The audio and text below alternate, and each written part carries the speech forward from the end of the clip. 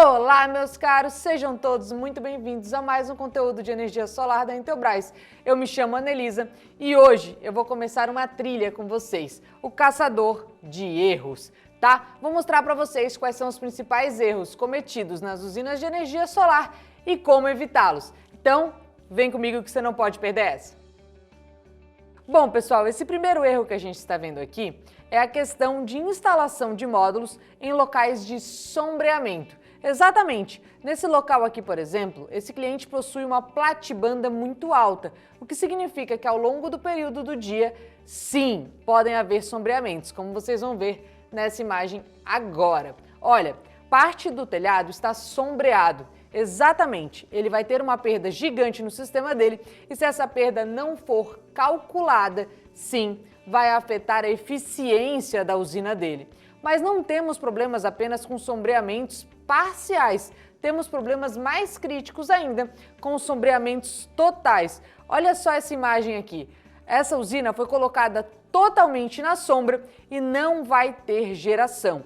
Ana, quer dizer então que se tiver na sombra, mesmo que tenha o sol rachando lá fora, meu sistema não gera? Não, ele precisa de irradiação direta, incidindo sobre a placa para poder ter geração, tá, pessoal? Então, não vai gerar energia com sombreamento.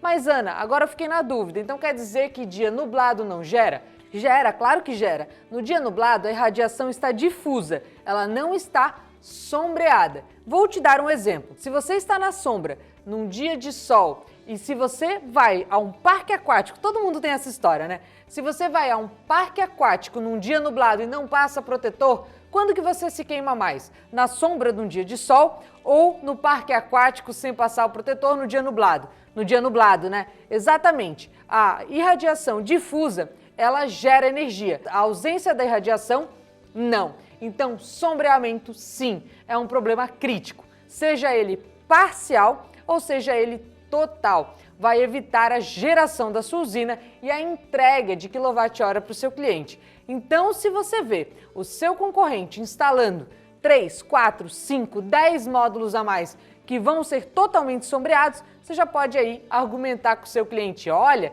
esse cara não sabe o que está fazendo, porque ele está inserindo perda no seu sistema.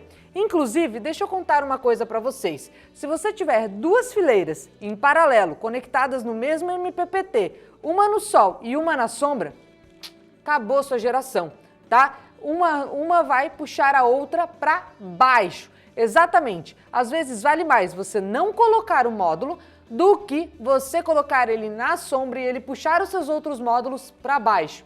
Exatamente. Sombreamento é um problema crítico e você deve evitá-los. Ana, como eu faço para contornar o problema de sombreamento? Apenas por simulação de software para ter ideia da perda que você vai ter, mas tirar a perda não tem como. E ainda existem pontos mais críticos. Quando o sombreamento é parcial ou total, ele reduz drasticamente a sua geração, mas ele não põe em risco o seu sistema. Tá? Agora, quando o sombreamento ele é pequeno, como por exemplo um sombreamento de uma grade, de um poste, de um para-raio, tá bom? Esse sombreamento pequeno, ele não ativa o diodo de bypass do módulo. O módulo continua gerando mesmo com aquele pequeno sombreamento, o que significa que naquele ponto onde o seu módulo está sombreado, a sua corrente elétrica está desviando. Vamos fazer uma comparação similar ao trânsito, por exemplo. Se eu tenho 3 vias para transitar e uma delas um carro quebra. Não quer dizer que parou as vias totalmente, mas todo mundo vai começar a desviar pelas outras duas, o que significa que vai ter um congestionamento nas outras duas. E congestionamento gera estresse, tá? Na corrente elétrica não é diferente. Quando você tem um sombreamento desse tipo e o módulo não para de gerar, ou seja, não ativa o diodo de bypass, a corrente elétrica começa a desviar. E esse desvio da corrente elétrica é o que nós chamamos de hotspot, os pontos de aquecimento, porque justamente está todo mundo encavalando ali no mesmo ponto e a corrente está se somando e sobreaquecendo o seu módulo. Esse pode ser um grande causador